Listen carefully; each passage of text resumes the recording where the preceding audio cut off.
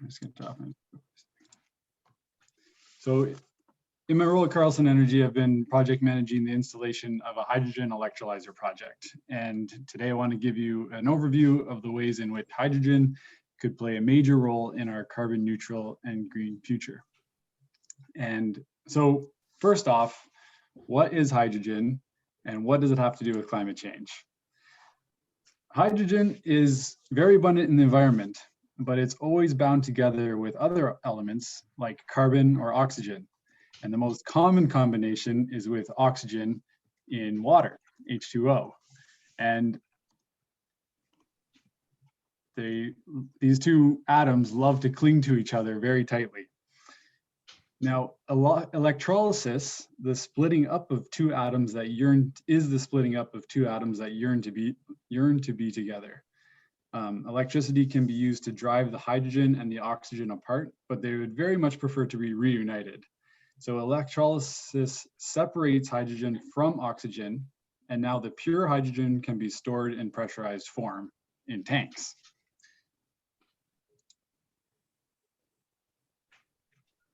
So when we refer to hydrogen power, we're actually just referring to the energy stored by having split hydrogen from its larger water molecule in the first place. We're not like creating energy or releasing it somehow. We are simply converting the electricity into stored energy in the form of separated hydrogen.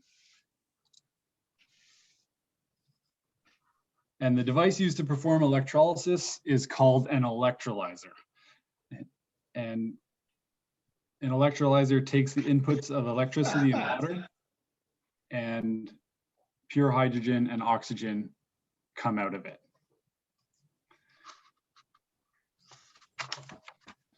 So now we have our tanks of hydrogen. What can we do with them? One use is similar to that of a battery in an electric car. In an electric car, the battery provides electricity to the motor. But in a hydrogen car, the hydrogen tanks, together with fuel cells, deliver electricity to the motors. So what is a fuel cell and why do they go hand in hand with hydrogen? Okay, a fuel cell is a device that recombines hydrogen, which was previously created and stored using our electrolyzer, with oxygen from the air to recapture the energy that was previously input in the splitting process. So the electricity that is released by the fuel cell can then be used to power a car or any other device. The only byproduct of the recombination is water. So rather than a tailpipe, hydrogen cars have a port that allows water to drip out the bottom of the vehicle. So an electrolyzer uses electricity to split water into hydrogen and oxygen, while a fuel cell recombines both gases to produce electricity. So to put this loosely in fossil fuel terms, the electrolyzer is like an oil refinery, and the fuel cell is the combustion engine. The electrolyzer produces the fuel, and the fuel cell utilizes that fuel to drive an electric car or an electric load of some kind. So that's kind of the life cycle of hydrogen from production to consumption. And I'd like to now touch on the different types of hydrogen that are out there, because they are not all created equal, and not all hydrogens are environmentally friendly. So in an ideal world, the only type of hydrogen we would be producing would be green hydrogen. And that green hydrogen is produced when renewable or green electricity is used to power an electrolyzer. For example, during sunny summer months, a solar farm can create a lot of power, but that type of power can't be stored long term. However, if we use an electrolyzer during these peak green power production periods to create hydrogen, then we've suddenly created a type of energy that can be stored indefinitely. Unfortunately, electrolysis using electricity isn't the only method of hydrogen production currently being utilized. The other two types are gray and blue. Now, gray hydrogen accounts for the vast majority of hydrogen produced today, and it's made through a carbon-intensive process called steam methane reforming. And in this process, natural gas, which is composed of 4 carbon atoms and 1 hydrogen atom, is heated with high temperature steam to split the hydrogen from the carbon. The problem with this method, and the reason it's called gray, is that once the hydrogen is split from the carbon immediately bonds to available oxygen and becomes carbon dioxide. So this method of hydrogen production really offers no greening potential or green benefit, and it has a large carbon footprint. And then, so we've talked about green and gray, and finally we have blue hydrogen. And blue hydrogen is really just gray hydrogen with a carbon capture system added to the steam methane reforming process. Once captured, the carbon still needs to be stored permanently in caverns or in carbon-based products in perpetuity. So blue hydrogen is technically less bad than gray hydrogen, but it's still not nearly as clean as green. So we have gray, blue, and green hydrogen. Gray is the cheap polluting version, blue is a half measure towards the solution, and green is the gold standard in terms of eliminating carbon emissions. So when we talk about hydrogen playing a central role in decarbonizing our energy mix, what we really need is green hydrogen. So you're probably wondering why this isn't being done more already, or why this hasn't been pursued in the past. And until recently, gray hydrogen has dominated the industry because it costs only $2 to $3 per kilogram to produce, per kilogram of hydrogen, compared to $11 to $13 per kilogram for green hydrogen. But the main thing that's different, and the main reason that the current sort of hype around hydrogen right now that is different from the previous hype cycles, is that the cost of renewable electricity has started to change and dramatically decrease. And the reason that this makes such a difference is because the cost of making hydrogen is 75%, or green hydrogen is 75% the cost of the electricity to run the electrolyzer, while the remaining 25% is the cost of the electrolyzer equipment itself. So as renewable power becomes cheaper to produce and electrolyzer costs go down with larger scale production, as well as potentially having more intense carbon pricing schemes, green hydrogen for the first time is now having the potential to be as competitive as gray hydrogen.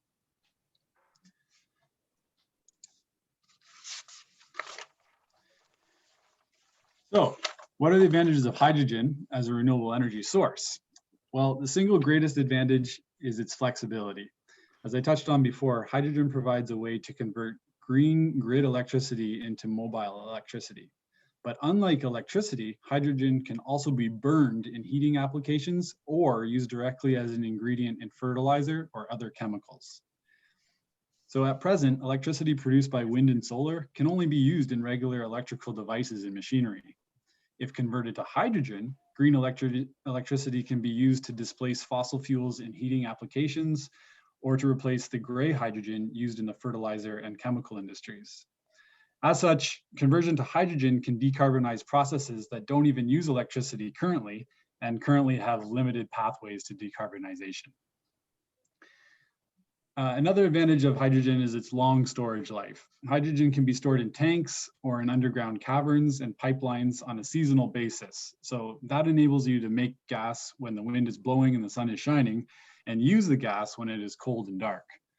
And not only can you use it much later, like on a long time scale, you can also store much more of it much more cheaply than you can through battery storage, which involves a lot of investment in battery. It's also not limited by location. The best locations to make green hydrogen are those areas where renewable energy is most cheap and abundant, but there are few areas in the world where there's no renewable resources at all. So hydrogen production would be an accessible option to many countries, regardless of geography.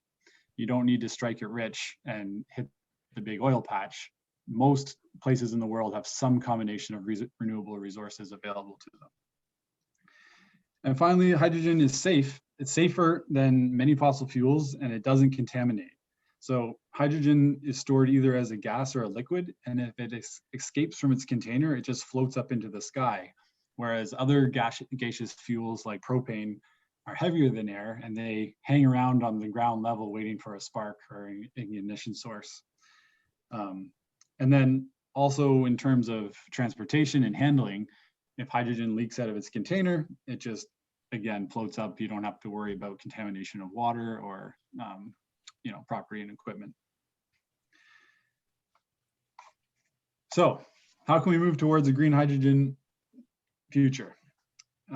Canada recently released a hydrogen strategy, which is a good sign and an important step, but it lacks specific targets. And these targets might say like something along the lines of 20% of the zero emission buses that are already mandated in the climate change action plan, or the Canada Climate Action Plan, would be powered by hydrogen. That's just an example of a target, but without concrete targets, reaching these goals become kind of a hypothetical exercise instead of reality. So we're really pleased that Canada has a hydrogen strategy, and we think it shows that there's momentum and an understanding that if you want to get to net zero, you have to have some sort of hydrogen approach, but there's more work that needs to be done. So other things that governments can do beyond having, or as part of their strategies, is to support marquee demonstration projects in industries that are naturally suited to making the switch from gray to green hydrogen. And some of these marquee demonstration projects would build awareness of and familiarity of hydrogen facilities and offer training opportunities for new workers in the industry. So that's another one of the stumbling blocks for rapid uptake of hydrogen technologies, is that there isn't a whole sort of base of tradespeople who are already trained in it. But a great example of a big demonstration project is already happening in our own county. And I want to talk a little bit now about Bruce Innovates. And Bruce Innovates is actually, coverage of this initiative was how I ended up hearing about Carlson Energy in the first place and becoming involved myself. So Bruce Innovates is an initiative of a number of sort of big organizations. Bruce Power, in partnership with Bruce County, Saugeen First Nation, and Carlson Energy, have formed the Bruce Innovates initiative. And the initiative has several goals. First, they want to position Bruce County as a hydrogen center in Canada, and they want to highlight our natural advantages, which are an abundance of wind power and excess nuclear power, with both of which can be used to make hydrogen. We also have the presence of natural caverns, which are ideal for hydrogen storage. And these caverns are basically old natural gas wells, which are now unused. And we're also home to a large nuclear plant, which itself is a large consumer of hydrogen and houses a wide range of engineering expertise for handling gases. Second goal of Bruce Innovates is to develop hydrogen systems for remote communities, with Bruce County as the center of technical training and support. And then finally, the initiative hopes to build foundational projects that offer demonstration and training opportunities. So an initial tangible result, which is in the middle of the feasibility study process at the moment, would be an electrolyzer plant using electricity from our local wind resources, producing hydrogen for use at Bruce Power, where hydrogen technicians could be trained and innovations could be tested. And the hope is to create an education center close to or as part of the site of the Bruce Nuclear Visitors Center. And it really does, this sort of first marquee project really does showcase a lot of the advantages of our area, and could really sort of help position Bruce County as a jurisdiction that's serious about developing the hydrogen industry. So yeah, in short, our area is quite well positioned to become a major player in Canada's hydrogen future, and Bruce County should be commended for their forward thinking on this project. And so right now, my employer, Carlson Energy, is involved in a project at Canadian Tire's largest distribution center in Bolton, Ontario, which is where I'm coming to you from tonight. It's Canadian Tire has been using fuel cell powered forklifts in their distribution warehouses since 2016, and hydrogen offers a fast recharge and greater uptime and no carbon footprint. And the no carbon footprint is something that Canadian Tire committed to in their sustainability charter, and greening their forklift fleet is one of the ways that they are trying to make good on their commitments in that charter. So the current project that I'm on involves the installation of a 2 megawatt electrolyzer from Next Hydrogen, which is one of a handful of Canadian electrolyzer companies. And the 2 megawatts size is considered utility scale. That is large enough to create bulk amounts of hydrogen for an industrial user, as opposed to small amounts for niche applications, which is what electrolyzers have traditionally been used for up to this point. This electrolyzer was assembled at Carlson's facility in Port Elgin, and its installation is being handled and supervised by Carlson. So this project is a great example of how corporations and industry are looking for large-scale green alternatives, and how a hydrogen future is possible with enough research infrastructure and research investment in place. So I know I've thrown a lot at you, and I find that this topic is kind of like something where you end up drinking the Kool-Aid, and then you need to do your own research and sort of get into it to convince yourself. But I do think it's a really exciting space, and the thing that really excites me in particular is that I think we're all familiar with typical conservation and environmental initiatives, turn the lights off, recycle, drive less, insulate your home. But there are certain sticky or difficult to decarbonize sectors of the economy. And those are mobile freight transport, cement plants, glass plants, fertilizer plants. These are humongous industries that use a ton of gray hydrogen, and that really have very little options to decarbonize without hydrogen. So if we want to get to net zero by 2050, hydrogen offers the only real proven out avenue for some of these hard to decarbonize sectors of the economy. So anyway, there's my pitch for you to find out more and do a deeper dive on it. But if you do find it's something you want to support, it'd be great to call your MP and to voice your support for the Canadian hydrogen strategy, because this is something that I don't think a lot of Canadians are aware of.